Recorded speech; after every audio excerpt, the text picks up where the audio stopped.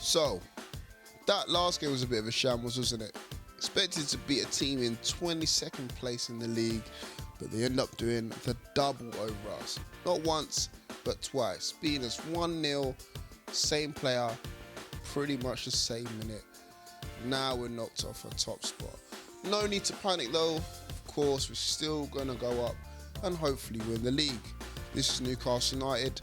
We don't do things easy. Now, by now you should know me, but if you don't, obviously where have you been? It is Forde, aka Forde Have Mercy. Now, playing Birmingham City in the Cup.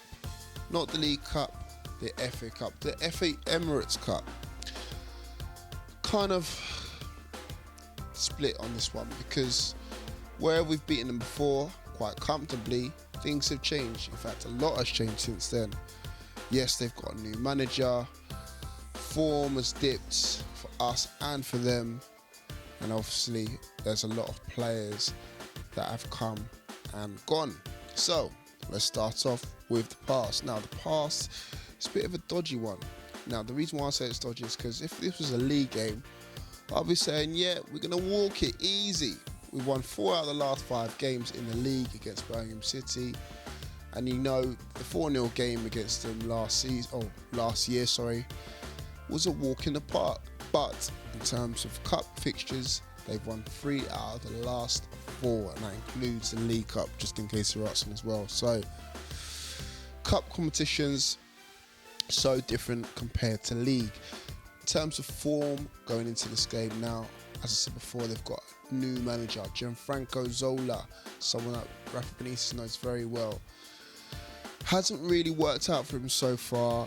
Hasn't won a game since he's taken over at Birmingham City. In fact, he's been in the media saying that his team's too lightweight, and obviously he's now busy in the transfer window trying to change things around. I think they've bid £4 million for Saka at Crystal Palace. Obviously he's not going to be there in time for this game. All things crossed he isn't anyway.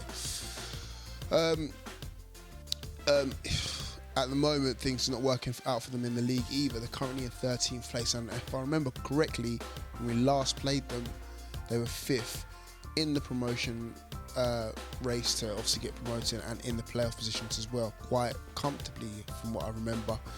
So obviously the sacking of Gary Rowett hasn't worked out too well for them at this moment in time. With Newcastle United, obviously we're 2nd place at the moment. Brighton on top, 2 points clear, game in hand.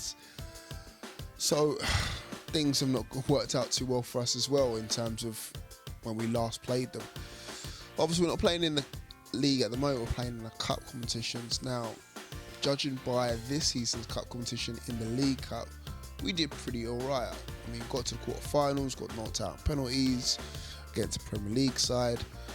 So I think we did quite well against Premier League opposition. Obviously playing Birmingham City now, not in the best run of form either.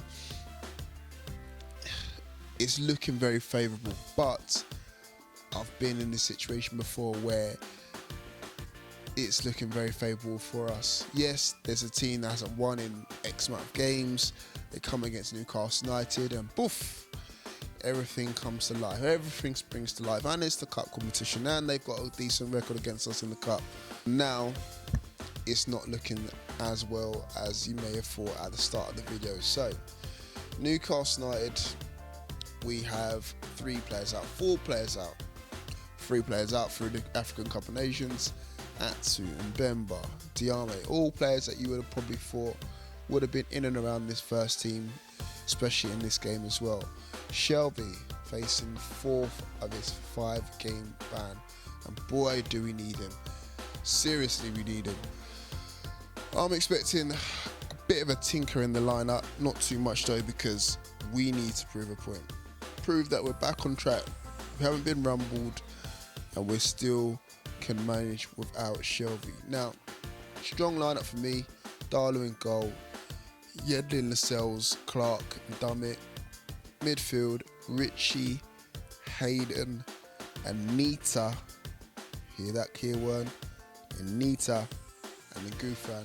And up top, Gale and Murphy. Yes, 4-4.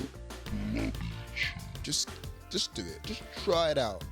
If we're ever going to try something and experiment, I know Rafa doesn't like to experiment, I've asked him personally, but if you're going to try something out and it's not too foreign or too out of this world, try it out in this cup competition. Please try something that's different, and we might be able to actually get a result from it as well.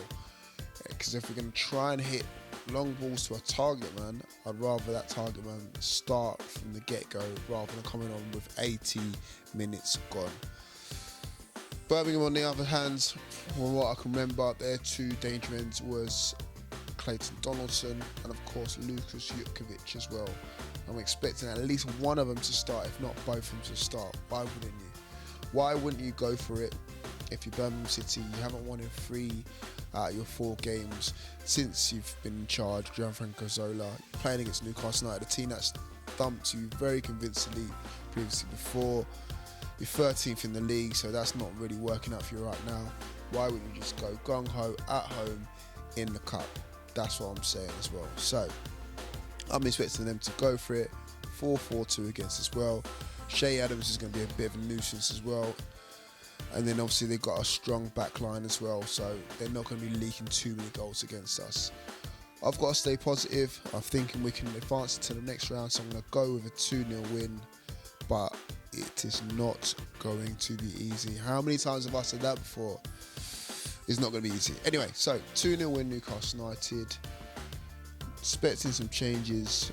Rafa's got to go positive because in the last couple of games, I think we've been found out with this kind of, we're going to go route one and try and replace Shelby with either a Jack Colback or Isaac Hayden, which is not working at the moment. So, key to our success is wing play all day long, Gedlin on the wing, Richie on the wing, Gouffran going up and down, Dummett going up and down, whipping balls in, not just floating them for our mystery number 9, who's 7 foot tall.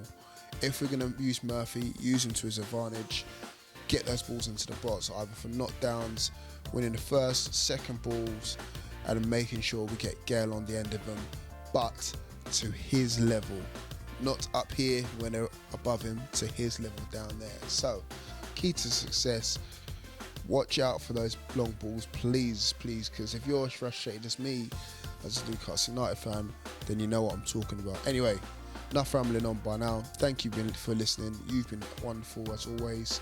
See you guys all soon, and see you guys all down there. Keep it tuned. Peace.